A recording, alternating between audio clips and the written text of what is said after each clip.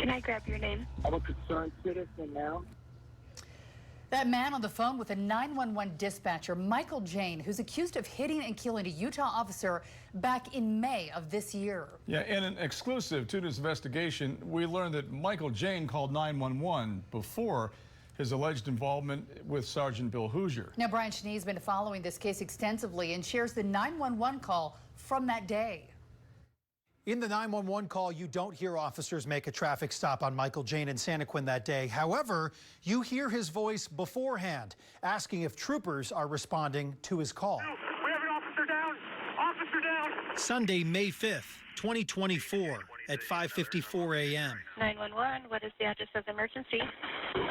It's Interstate 15 North. There's a car driving very erratically. Okay, well, let me chance everything. Almost crashed into a big rig. A man calling Central Utah Emergency Dispatch. It's I-15, mile marker 231.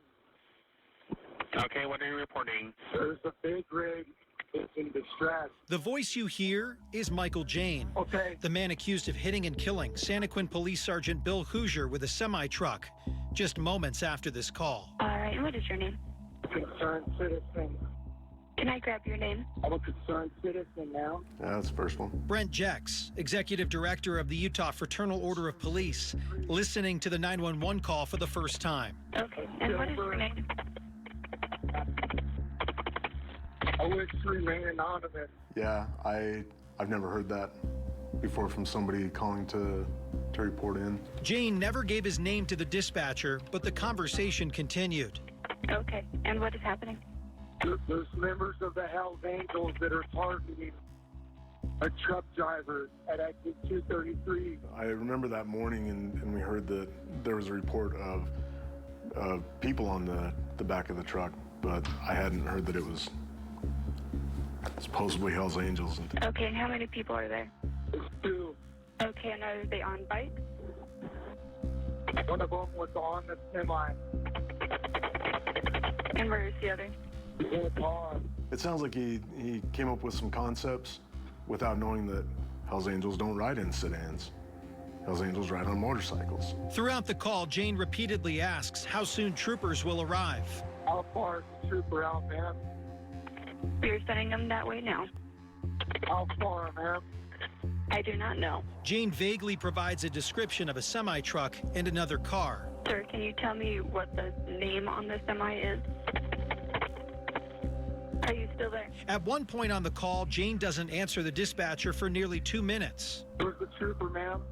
He is on his way. Can you tell me what vehicle you are driving so they make sure they are looking at the correct semi? Just listening to the call by itself, I wouldn't put him as the driver of the semi. Now knowing what happened, what stands out from that call? Well, the rareness of the details. The dispatcher keeps asking Michael Jane for more information. Mile marker 239. He's coming up on mile marker 239. Okay, can you tell me what color vehicle you are driving?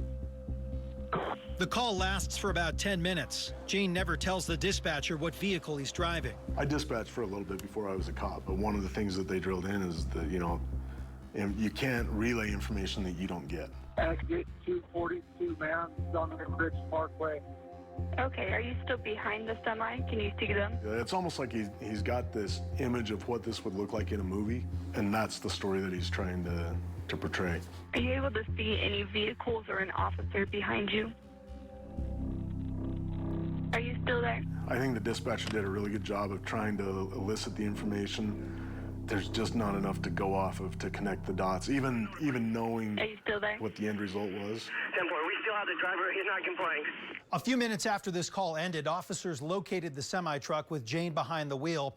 They pieced together that he was the one who called 911. Jane allegedly pulled away from the traffic stop, turned the semi around, and drove directly at Santaquin Police Sergeant Bill Hooser, who died. Brent Jack says there's nothing in that 911 call to indicate a motive for what happened. Michael Jane is facing 15 criminal charges from the multiple incidents on May 5th, including a capital murder charge, has another court appearance in November. Brian Cheney, KUTV 2 News.